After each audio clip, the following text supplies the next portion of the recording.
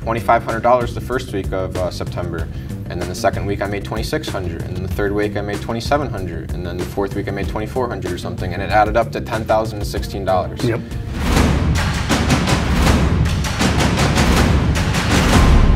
And at this time I started talking to Michael G. Scott and Profitly, otherwise known as Dom. Yep. And he was showing me his strategy, and he was up 30 grand, and he was going long OTCs. And I had kind of made my most money shorting OTCs. So I thought that, if I could learn to long the OTCs, since there would be more long opportunities than there is short, there's 1 to 2 OTC short opportunities per month. Yep. And I really just couldn't stay disciplined to only trade those. That's a good point. I like that introspection, by the way. That he's making the point that, and actually, I talked to Michael Good earlier. Michael Good strategy is more to be that super patient guy and wait for those 1 to 2 a month. But I appreciate the fact that you're just like, hey, I'm just not that patient to wait around for those two. So.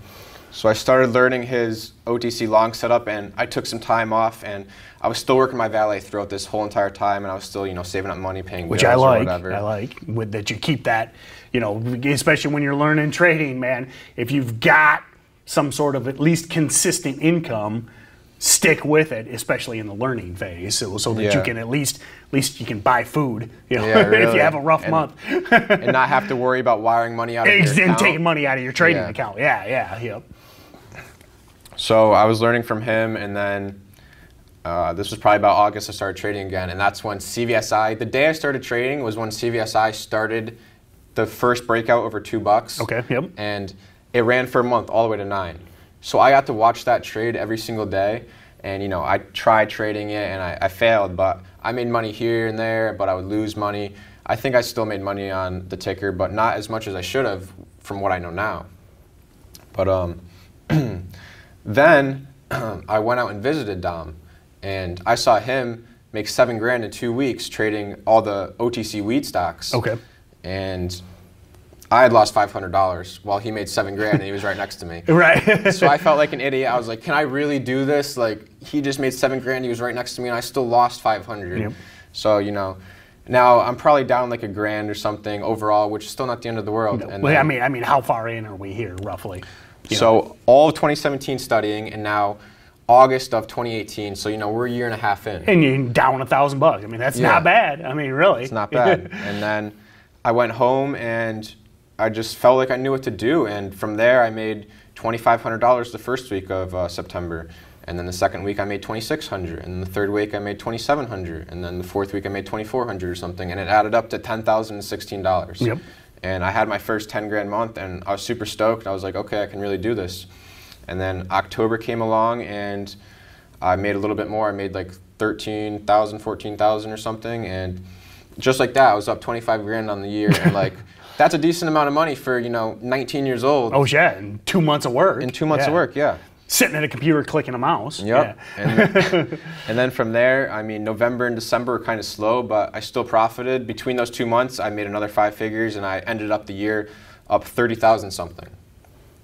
And then from there came January, and January started off slow, and I had moved, sorry, to backtrack a little bit. At the end of October, I actually moved out to Michigan to get an office with Dom. Yep. Because he wanted someone to trade with, and my family wasn't really understanding what I was doing. I was starting to get successful, and I really wanted to focus in and give it all that I had, because I'm only going to be 20 once, I'm only going to be 19 once, 21 once. Yep.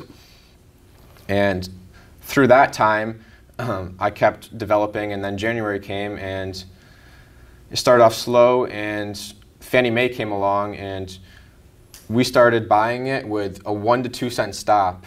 So I took fairly big size. I think I had 12,500 shares with a 2 cent stop, was risking $250. And it was basically the perfect storm. It happened midday, which was kind of odd, but it broke the level that I was waiting for, and a PR comes out right after I get long. And market maker ARCA just locked up the bid and the ask, and nobody could fill, and people were just buying, and it was just going crazy. And I kind of just sat back, and I let the stock spike 80 cents. Oh, wow, nice. And then I locked in 7,500, $8 grand off $250 risk. And that kind of got the OTCs going for the month. Yep.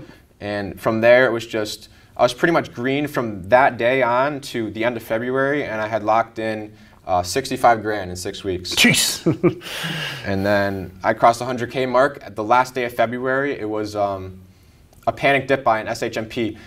I knew the sector was dying and the OTCs were dying out. It was like one of the last opportunities on SHMP. Started panicking.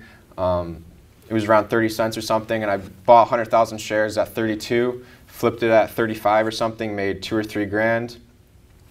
And that put me over 100K. Thanks for watching our video. Be sure to comment below with any trading related question. We love answering your questions. Also, like and share with your friends, and be sure to subscribe to be notified as soon as our next video hits. And if you're looking to expand your trading knowledge, don't forget to check out all of our other videos, and be sure to click the trial below. Check out StocksToTrade. I think it is one of the best, most rapidly advancing softwares out there. Be sure to check out our trial.